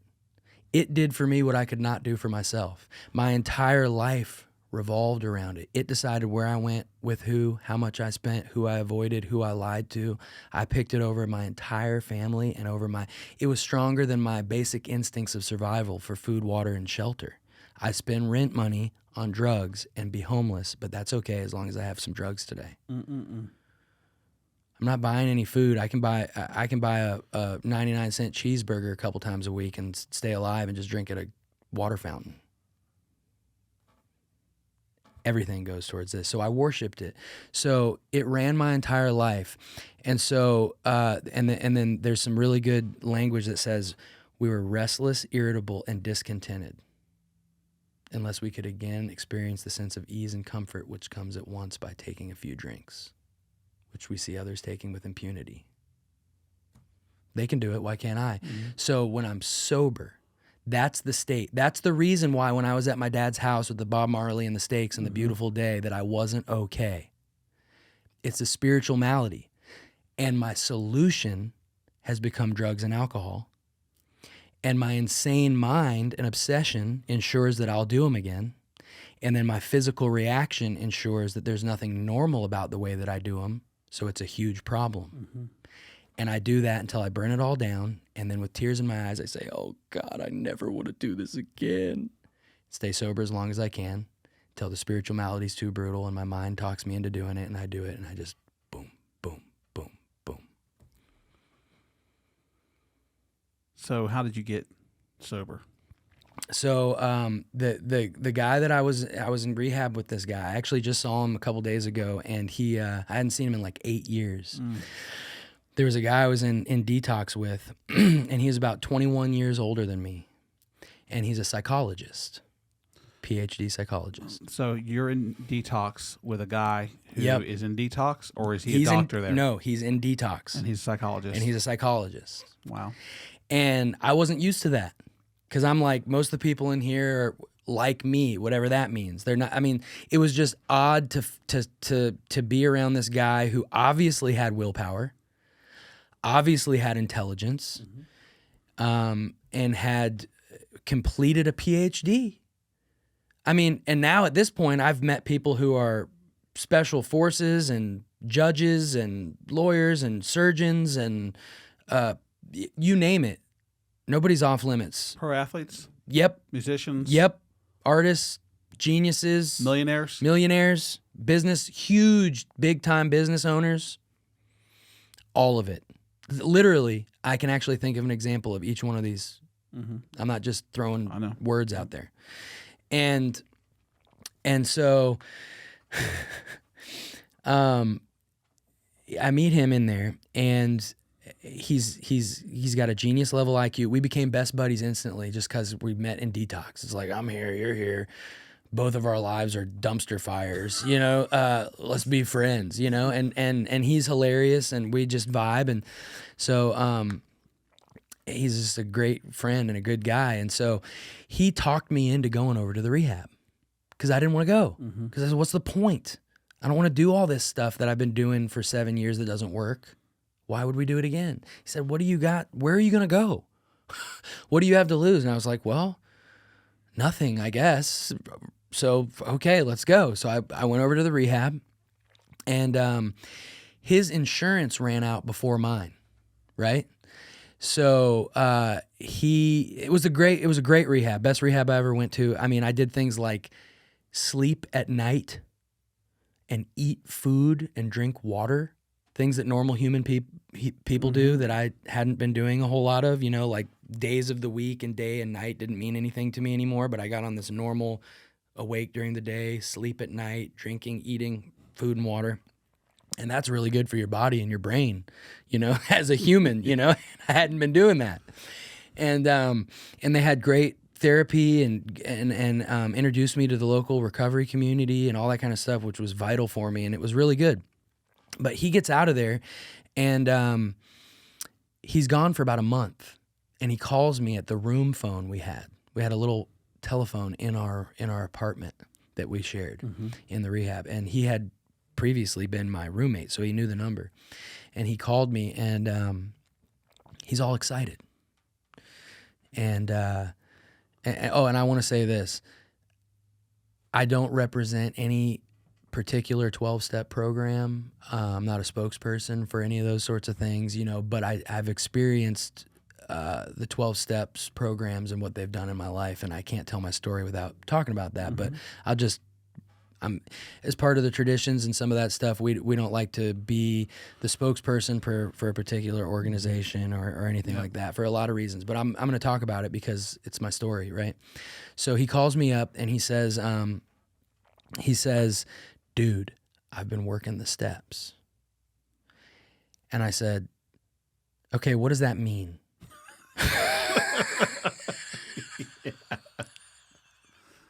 Yeah. What does that mean? I've got to memorize. I've been to 1,000 of these different meetings and different programs and fellowships and all that stuff. I know them. They seem great. Look, you can read down the list and go, okay, that's pretty good stuff there. But what are you doing? And he says, well, dude, this book here is our basic text, and it would be like if you were in a math class and you had a textbook. The instructions for how to do this are actually in this book. And I said, are you kidding me? Which is actually sad that I could be going to meetings for all these years and never have heard that and never have had that pointed out to me. Now, there may have been times somebody was trying to help me out, I didn't want to listen, and I can admit that. Yeah. But really, that should be like, you can't go to a meeting and not know that, especially not 1,000 of them. That's right. Okay? And so he tells me that, and I'm like, my mind's kind of blown. And then, and this guy, by the way, part of his story, and I'm not knocking this or anything, but part of his story was he was a very staunch atheist. And I love this guy, and he was an amazing human being and hilarious and good heart and all that kind of stuff. Very staunch atheist. And he didn't like any of the spiritual parts of the program where it started talking about a higher power or turning your will over to God or anything like that. He would actually get upset at rehab and even try to talk other people into seeing why that's just ridiculous. And why would you believe in some fairy in the sky that, he just didn't think that was a good thing at the time when we were in rehab. Well, now he's out of there, he's doing this, he's pumped up, and then he said something to me that this is the reason why I wanted to do it. He said, I think I'm having a spiritual experience. And I said, what did you just say to me? Because when I tell you this is the last dude on the entire planet that I ever thought that I would hear say anything like that, that was him. And I said, I'll tell you what. This is the only thing I can think of that I have never actually tried. And I'm watching something happen to you, and I want to do exactly what you're doing with exactly who you're doing it with so that I can see if maybe that happens to me. Because as far as I can see, this is my only shot. So I did. And then you work the steps. Yes, I did. And you continue to work the steps. Yes, I do. And you share the story and share the steps and you work with people. Yes. Yes. And this is the thing. A lot of people go, I used to be annoyed by people that I perceived as like maybe what I am now. Because I get to travel all over. I get to go to different countries, different states, all over different cities and talk at recovery things and big conferences and dinners and conventions and little things. I go to detoxes and rehabs like every week with maybe 5, 10, 15 people in the room. It doesn't matter how many people are there, if it's recorded or if there's a microphone or not. This helps me stay sober. I love it. This is what I do. And he oh man, what was I saying? You were talking about you hate when people do this, I think, being like you maybe. Oh, yes. So I would think, thank you. I would think, there you go. Drugs may have had an effect on my brain, brother. I can't. If you hadn't done that, wait, what was I talking about? Yeah. So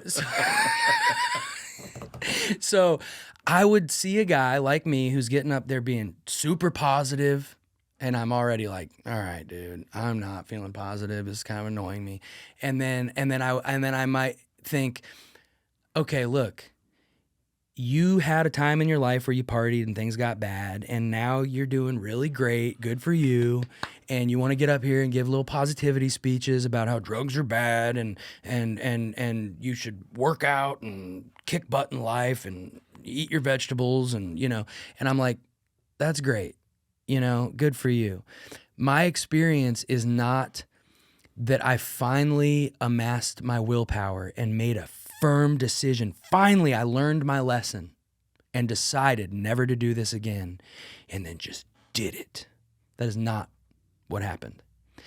I came to the realization that I could not do this, no matter how hard I tried with everything in me for every reason that I had to do it. I could not do it. And so I had to come to the space where I was ready to surrender. And instead of willpower, I had to try something new. I had to try willingness. And they're very similar, but very different. Willpower says, I can do this and I'm going to make it happen. Willingness says, I'm willing to show up. Yes, I will. Yes, I will do these things. I'm willing to do them. And willingness was what I needed to go through with the process. Willpower, no, couldn't do it. Willingness to go through with the process. So I go through with this process and I end up getting, instead of just a belief and instead of just foxhole prayers, I end up forming a connection and a relationship with God like I had never had in my entire life, and feeling him flow into me in ways that I can't even describe to you. I was living in a halfway house right after I got out of rehab, and I get emotional talking about this sometimes. I woke up one morning, partway through this process, maybe not even halfway through this process, and I wake up that one morning and I go out in the kitchen and I thought to myself, what do I want for breakfast? And then it just hits me. And I got goosebumps talking about this. What do I want for breakfast? Not how do I get $300? Not I wish I wasn't alive. Not who's coming to kill me. Not what lies did I tell yesterday that I need to remember today. What do I want for breakfast? Dude, freedom. Mm-hmm. And I didn't do it. I was just willing to do these things, and God did this for me and in me. It wasn't done by me. If you had a guy who was a prisoner of war and he's captured and he's behind enemy lines and he doesn't know if he's ever going to see his family again, he's being mistreated and he's terrified and he's enduring horrible circumstances, and then one night during the middle of the night, a SEAL team comes in. He hears the locks breaking, and all of a sudden his doors opened up and his boys are there, his buddies are there, and they said, we got you, brother. You're going home. Come with me. And they take him and they get him on the chopper and they're taking him home. You're going to see your family. You're going to see your wife. You're going to see your kids. We're taking you home, buddy. How do you feel? Do you think he would say, I'm just so proud of myself? Or do you think he would say, I'm just so thankful you came and got me? Mm-hmm. That's how I feel. I'm grateful. I didn't save myself. I was willing to participate in this miracle. God saved me. The people that showed me this saved me. And they showed me a way that I could live where not only is addiction chronic and progressive, but my recovery could be progressive and continue to grow and continue to thrive as long as I stay close to God, perform his works well, and continue to carry this message and live this lifestyle. If there's ever a point where I think I don't need to do that anymore and I start praying for me and start the timer, because I don't know when, but it's not going to be good.